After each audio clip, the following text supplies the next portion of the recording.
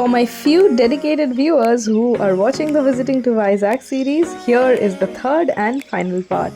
In the morning, I reached the station and I was gonna board Kirandul Express, which would take me to Araku Valley while I get to see the beautiful sightseeing because it's one of the main attraction of the journey, and also cross these several tunnels. I think there were 27 tunnels, which was cut in the cave, not in the cave, in the mountain.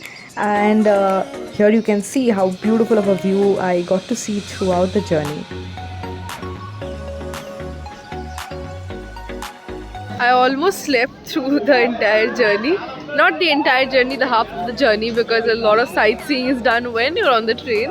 And now I've reached Araku Valley, the station. So I'll be heading towards my hotel and then we'll go out again for some scenic beauty.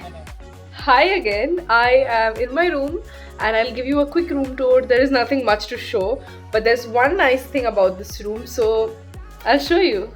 This is as we enter the room. We have a double bed and a couple of couches, and we also have a dressing set and 2 chairs. And the good part about this room is right here. It's the balcony. The balcony is huge. I am loving this space and it's nice and breezy. I freshened up and had some lunch and immediately left, took a share auto to the botanical gardens, and it was a lovely place. It was almost like an afternoon walk for me. There were different varieties of plants to look at, very tall and very short, all inclusive. They also had a toy train service, so if you don't want to walk, you can take that. And there were coffee shops inside, so you can buy coffee or have coffee. And as you enter, there is a map of the entire place so that you don't get lost. Second location was Chocolate Factory, which was walking distance from the botanical garden, and let me tell you, it is one of the best places that I've been to. They had such a nice aesthetic. Inside were different stores and rides, and all of them looked like you entered a candy land. The inner child in me was healed. I was so much enjoying myself over there because everything was so cute and so beautiful, and it was really fun. They also have a place which is almost like a workshop which shows how chocolates are made, and you also have tiny souvenir stores where you can buy items and also buy chocolates for your friends and family if you want to take back, that is.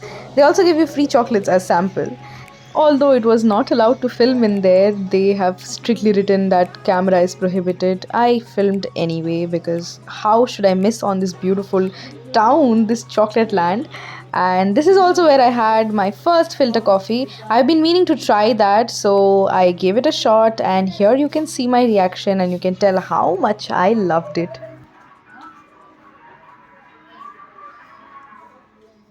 Very evident that I did not. It was too bitter for me. But I headed back to the hotel and I had some deviled eggs while there was a bonfire being set up for a tribal dance.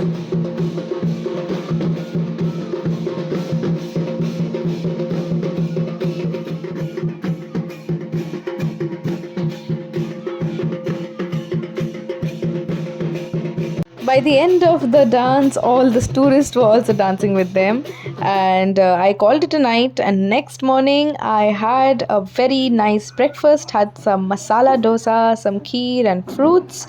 It was nothing compared to the dosa my mother makes, but I enjoyed it. And then I headed towards Bora Caves, but first had some bamboo chicken, and trust me, it's their specialty. You should definitely give it a try.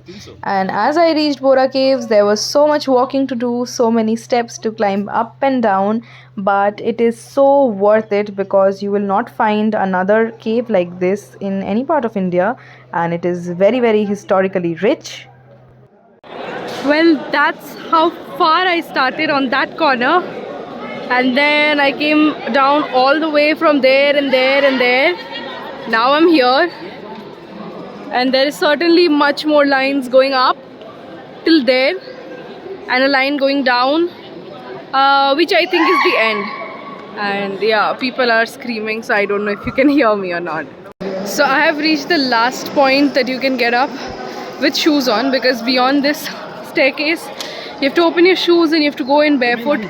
If I'm not wrong, there is a shivling made out of rocks, which is the main attraction of the Bora Caves, by the way. I think that's the point where we have to open shoes, and the floor is legit wet. I cannot do that, so I'll be returning from here back. And yeah, walking 500 meters or 1 kilometer is not a huge deal, but climbing stairs up and down for half or 1 kilometer is a huge deal. So I think I should return back, and hopefully I don't fall on the way because it's slippery as hell. Outside Bora Caves are these markets where you can buy stuff for your friends, mostly made out of bamboos. I did not like any, so I just had some amla and then headed back to Vishakhapatnam by road. And this was pretty much the end of my journey. It was making me a little sad, but again I was excited to go back home.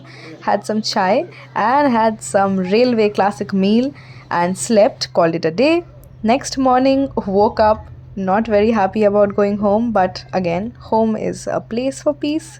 And with that, I end my video. See you guys next time. Thanks for watching.